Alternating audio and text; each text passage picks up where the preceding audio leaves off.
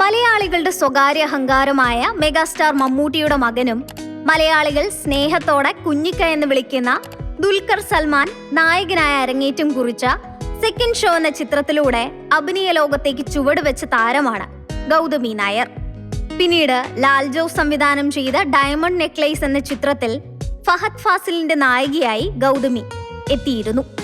ഈ ചിത്രത്തിലെ തമിഴത്തി നേഴ്സിന്റെ കഥാപാത്രം ഏറെ ശ്രദ്ധേയമായിരുന്നു.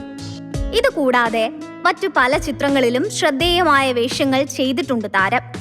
ഗൗതമിയുടെ വ്യക്തിജീവിതത്തെക്കുറിച്ച് അധികം ആർക്കും അറിയില്ല.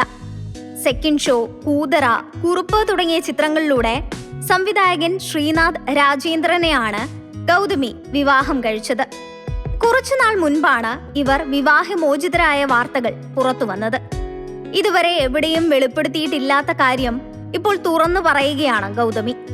ധന്യ അവതരിപ്പിക്കുന്ന പരിപാടിയിലാണ് ഗൗതമി തന്റെ വ്യക്തി ജീവിതത്തെക്കുറിച്ചുള്ള കാര്യങ്ങൾ തുറന്നു പറഞ്ഞത്. ജീവിതത്തിലെ സ്വകാര്യത മാനിക്കുന്ന വ്യക്തിയാണ് ഗൗതമി. അതുകൊണ്ടാണ് ജീവിതത്തിലെ ഇത്തരം പ്രതിസന്ധികൾ സ്വകാര്യമാക്കി വെക്കാൻ ശ്രമിച്ചതും.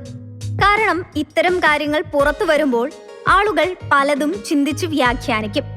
അതുകൊണ്ടാവും ഇത് നടന്നത്, ഇതുകൊണ്ടാവും അത് നടന്നത് എന്നെല്ലാം മനസ്സിൽ പോലും വിചാരിക്കാത്ത കാര്യങ്ങൾ പ്രചരിപ്പിക്കാൻ തുടങ്ങും. മറ്റൊരാളുടെ വീട്ടിൽ നടക്കുന്ന കാര്യങ്ങൾ ആർക്കും അറിവുള്ളതല്ല. അറിയാത്ത കാര്യങ്ങളെ ജനങ്ങൾ ജഡ്ജ് ചെയ്യാൻ തുടങ്ങും. അങ്ങനെ ഉണ്ടാകാതിരിക്കാൻ വേണ്ടിയാണ് സ്വകാര്യ ജീവിതത്തെക്കുറിച്ച് ഒന്നും പുറത്തു വിടാതിരുന്നതെന്ന് താരം പറയുന്നു. വിവാഹം കഴിഞ്ഞ് 3 വർഷക്കാലമാണ് ഇവർ ഒന്നിച്ചു ജീവിച്ചത്.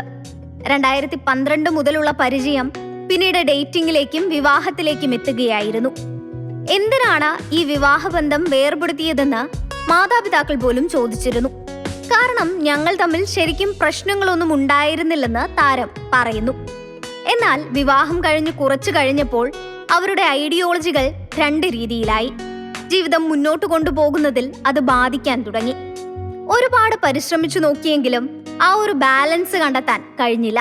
മുന്നോട്ട് എത്ര വേണമെങ്കിലും പോകാം, എന്നാൽ കുറെ കഴിഞ്ഞ് എന്തെങ്കിലും വിഷയം വരുമ്പോൾ നീ കാരണം ഇത് സംഭവിച്ചു എന്ന് പറഞ്ഞ് തമ്മിൽ വിരൽ ചൂണ്ടേണ്ട അവസ്ഥയെത്തും. യാതൊരു സന്തോഷവുമില്ലാതെ ഇങ്ങനെ നിന്നിട്ട് കാര്യമില്ല എന്ന് തിരിച്ചറിഞ്ഞതോടെ രണ്ടുപേരും രണ്ടുപേരുടെ വഴിക്ക് പോയി സന്തോഷത്തോടെ ജീവിക്കാൻ തീരുമാനിച്ച് വേർപിരിയുകയായിരുന്നുവെന്നാണ് ഗൗതമി നായർ പറയുന്നത്. ആശയവിനിമയം ഒരു പ്രധാന കാര്യമാണെന്നും ഇതിൽ നിന്നും പഠിച്ചു എന്നാണ് താരം പറയുന്നത്.